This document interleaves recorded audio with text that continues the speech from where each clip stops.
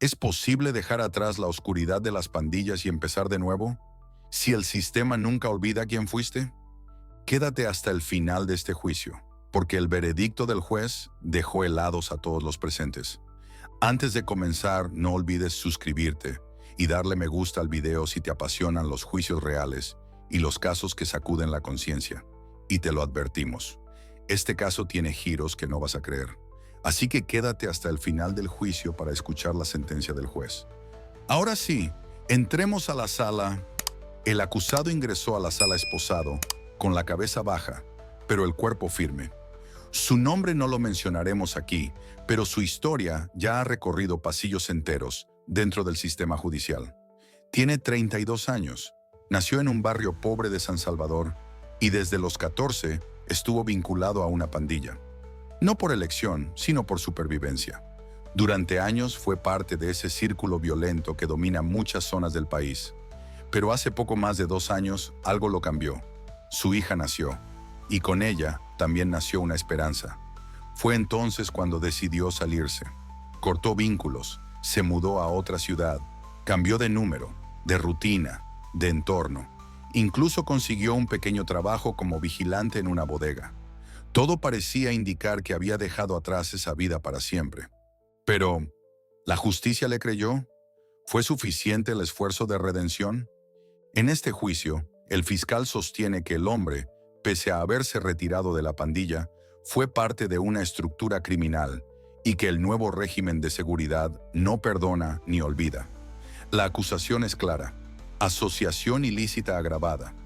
Y eso, bajo el nuevo sistema penal salvadoreño, significa una sola cosa: prisión de por vida en el Centro de Confinamiento del Terrorismo, el CECOT. ¿Tú qué opinas? ¿Crees que fue una decisión justa o injusta? Déjalo en los comentarios. El ambiente en la sala estaba tenso. La defensa presentó como prueba los testimonios de su actual jefe, vecinos y hasta un pastor evangélico que lo ayudó a salir de ese entorno. Todos coincidieron. Ese hombre cambió, dejó atrás todo. Su única prioridad ahora era su hija, pero el fiscal no se movió ni un milímetro. Mostró fotos antiguas del acusado portando armas, tatuajes identificativos y mensajes en redes sociales vinculados a la pandilla. Para él no bastaba con cambiar de vida. La ley era clara: haber pertenecido es suficiente. Y fue entonces cuando el juez pidió silencio y dijo que se estaba acercando al momento más delicado del juicio. El veredicto se aproximaba y nadie sabía lo que vendría. Pero antes de revelarlo, sigamos desentrañando los detalles que marcaron esta sentencia. La fiscalía no se anduvo con rodeos. Su estrategia era firme: demostrar que el acusado, aunque hubiera intentado alejarse, seguía siendo parte de la organización, al menos simbólicamente. Según la fiscalía, el simple hecho de haber pertenecido ya lo hacía culpable bajo la legislación vigente. Lo consideraban un engranaje que, aunque ya no se moviera, había sido parte de la máquina criminal. Y el argumento que presentó fue demoledor. Un celular confiscado en una redada reciente mostraba un mensaje de hace 3 años. En él, el acusado felicitaba a otro miembro de la pandilla por un trabajo bien hecho. No mencionaban detalles, no había pruebas de delito directo, pero el contexto era perturbador. A pesar de los intentos de la defensa por desestimar ese mensaje como antiguo y sin valor legal, el fiscal lo usó como una daga. Un mensaje puede ser una bala silenciosa, dijo, mirando al juez directamente.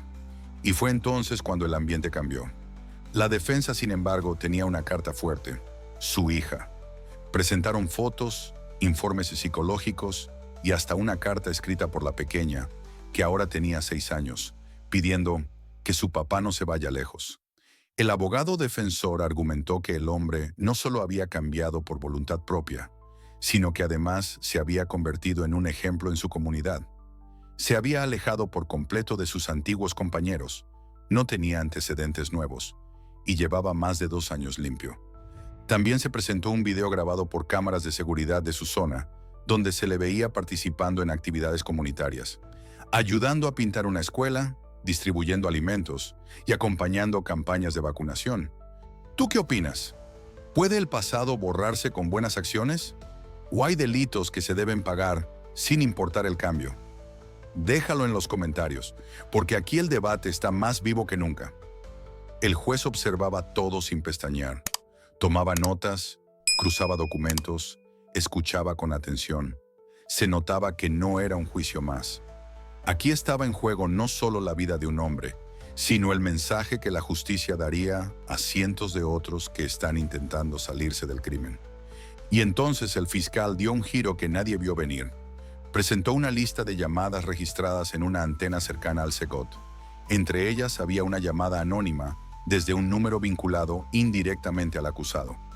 Según la fiscalía, esa llamada había sido realizada por un pandillero aún activo, usando un chip que estuvo anteriormente en manos del acusado.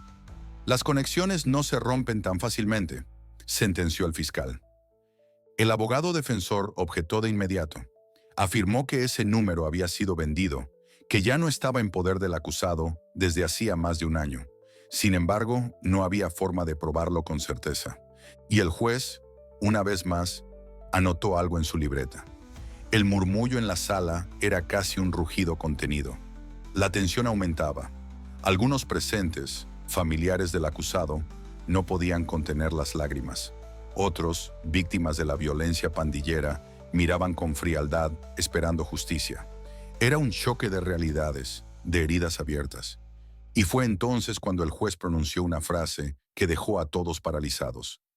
Antes de emitir el veredicto, deseo recordar que este juicio no solo juzga un acto, sino la credibilidad del cambio humano. Pero aún no había sentencia. El veredicto se acercaba. Quédate hasta el final, porque lo que dijo después marcó un antes y un después en esta sala. Continuemos. El defensor pidió una última intervención. Se puso de pie y habló con fuerza. ¿Queremos castigar el pasado o premiar la transformación?